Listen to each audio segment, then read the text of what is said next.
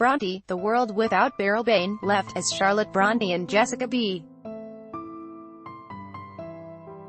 Hill as Emily Brontë and Brontë, The World Without Hilary called Camilleri, Stratford Festival, by Jordi Mond, directed by Vanessa Porteous. Till October 13 at the Studio Theatre, 34 George Street East, Stratford. StratfordFestival.ca in 1-800-567-1600. Discovering more about great artists through artworks about them can be rewarding. Think 32 short films about Glenn Gould, but is also fraught with potential problems. How to represent creativity and inspiration, which are internal and complex. How to move beyond the historical record into imaginative speculation. Undertaking such work on stage rather than on film or TV adds another layer of complication, because you can't rely on close-ups and screen effects to suggest emotional and intellectual activity.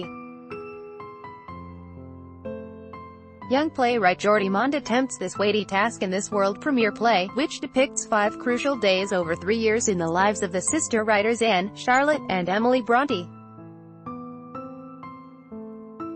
But the play and Vanessa Porteous's production don't come close to finding answers to the challenges of the task, leaving the 3-person cast straining to deliver ponderous material. Article continued below. Mond explains in a program note that the Brontë sisters understood their experience is split into 2 worlds. One was the Yorkshire parsonage where they lived with their father until all 3 of them died before the age of 40, close to the average life expectancy at the time, and the other was the world without which they dreamed to access, depicted in the production as the possibility of agency, self-realization, and legacy.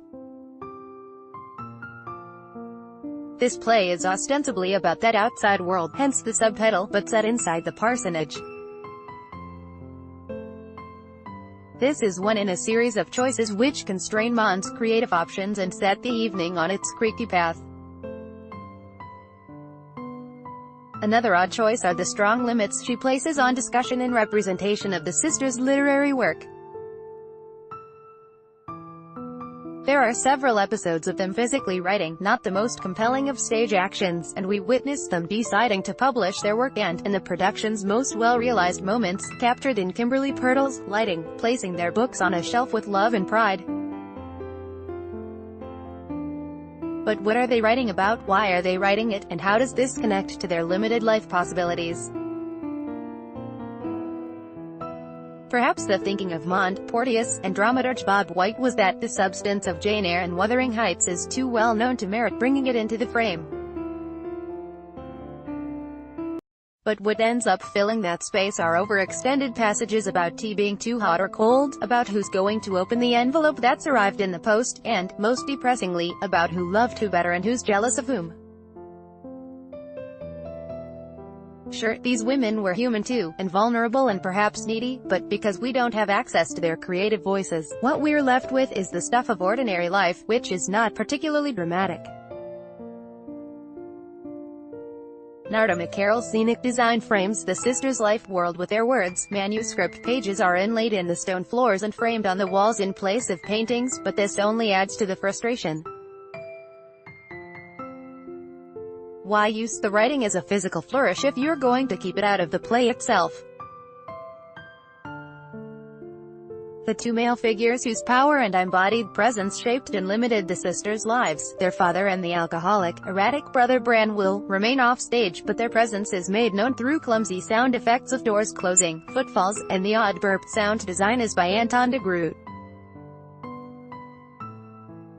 There's a strong whiff of potential violence when the sisters clutch hands and cower as Branwell passes by their door, and a connection implied but not pursued about how this possibly monstrous threat ended up in their writing, in the character of Heathcliff, particularly.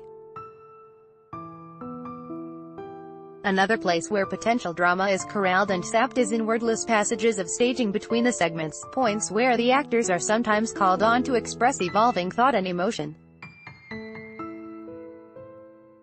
It's frustrating to watch the skilled actor Beryl Bain as Charlotte have a big idea and then scribble on a lot of pages and to know, because the play has set this up, that we're not going to find out what is so inspiring and moving her. These These passages are set to recorded music from different periods up to the contemporary. This postmodern touch clashes with the otherwise naturalistic tendencies of writing and production.